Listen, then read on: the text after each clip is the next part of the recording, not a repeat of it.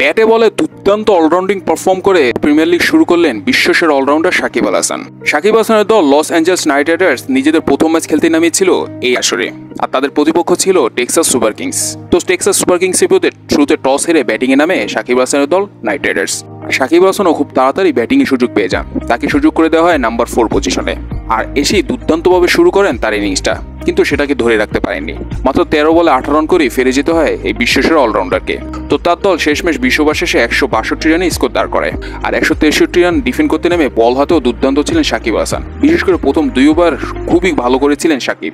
2 ওভারে 17 রান দিয়ে গুরুত্বপূর্ণ একটা উইকেট তুলে নেন নাইট রাইডার্সের হয়ে। ব্যাটিংয়ে যেমন দুর্দান্ত শুরু হয়ে ধরে রাখতে পারেননি, ঠিক বোলিংও নিজের ব্যক্তিগত 3য় ওভারে এসে এক্সপেন্সিভ হয়ে যান সাকিব। শেষমেশ 3 ওভার শেষে 32 রানের বিনিময়ে মূল্যবান একটি উইকেট নিয়ে দলের জয় ভূমিকা রাখেন সাকিব আল হাসান। এর ফলে তার দল নাইট রাইডার্স খুব সহজেই 12 রানে জয়লাভ করে প্রিমিয়ার লিগ দুর্দান্তভাবে শুরু করলো।